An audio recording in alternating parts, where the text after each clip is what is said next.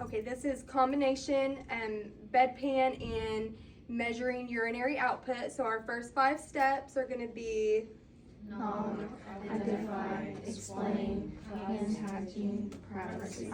Good. So I'm going to put my rails up.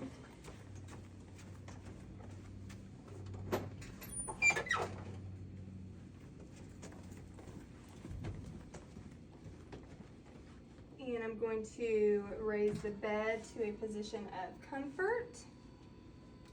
With this skill, if you were real life putting a patient on a bedpan, then you're most likely going to be doing pericare and cleaning them and wiping them and all that. For this skill, we're just going to verbalize that because that's a totally separate skill to do pericare. So for this skill, the only thing that we're demonstrating is that we can put them on the bedpan. So my bed is up. I'm going to go ahead and put my gloves on.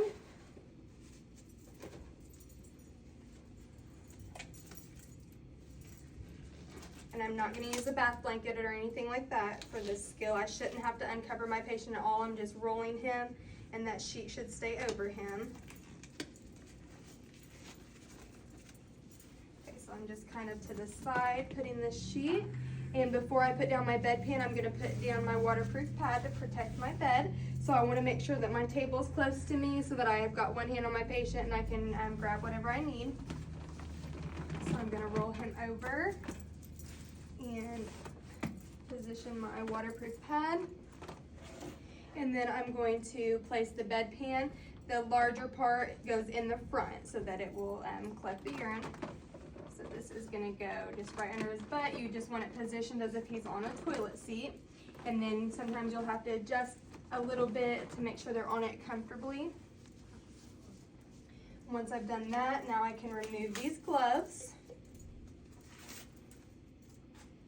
I'm going to put this rail back up, and I'm going to put my patient into a sitting position so they're positioned as if they're on the toilet. So I will sit him all the way up into a sitting position. As I'm doing that at the same time, I can go ahead and be lowering my bed because I'm going to be leaving him. I'm not going to stand here the entire time that he is on the bedpan. So we want him in a high Fowler's position. So completely sitting up.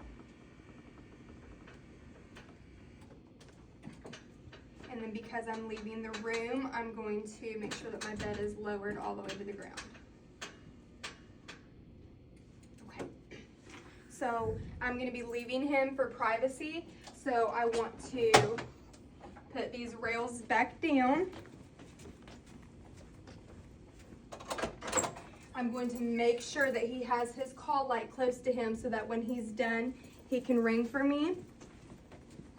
And then I'm going to provide him with toilet paper so that he can do his own pericare if he's able, so he or she can wipe themselves. So they've got toilet paper and their call light. Before I would leave the room, I'm going to do hand hygiene, and then I'm going to step out of the room. So either step out of the room or I would step behind the privacy curtain, either or. So now he has rang for me and he's done on the bedpan, so I can come back in. So as I come back in, I'm gonna again do hand hygiene because I've left the room, so that's twice in a row that I've cleaned my hands. And then I wanna go ahead and raise him back up so that I can get him off of the bedpan.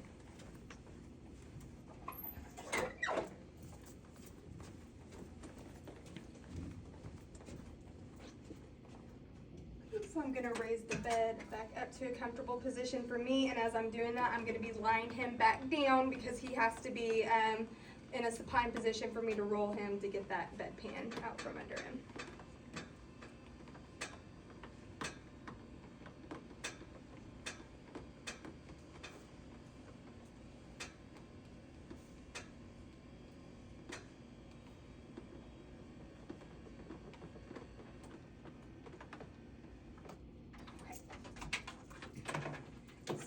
I can take this toilet paper.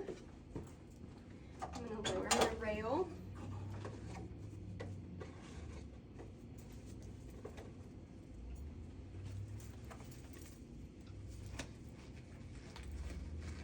Put my gloves back on.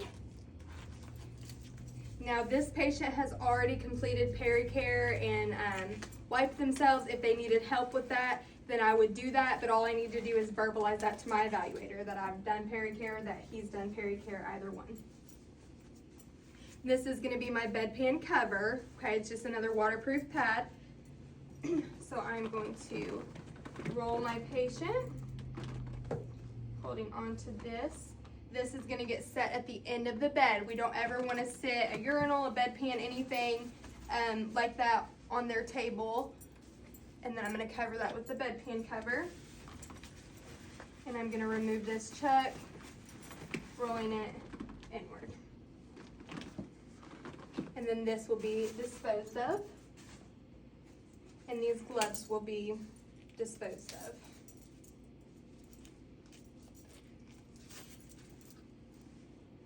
Okay. So now that I've done that, my patient can go back down. We're done with him because he has used the bathroom. He is clean. So I'm gonna go ahead and lower him. My bedpan is still sitting at the end of the bed and it's covered, okay? So it's not gonna spill, and I don't ever wanna set it on a table or anything like that. So we will put him all the way back down and go ahead and get him in a comfortable position before we move on to the next part of this skill.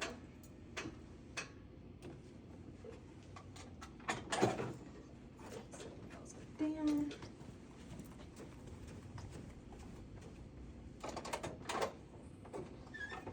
Okay.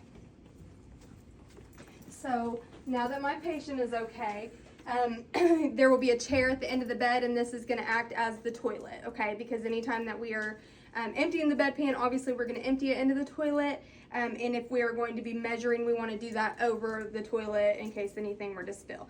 So I need to put gloves on to do that. So before I would put gloves on, I'm going to perform hand hygiene again.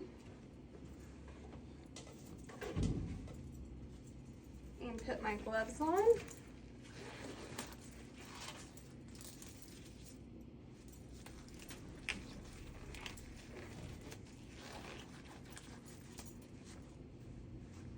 This table can now act as my sink. Okay, so this will be my sink, my counter.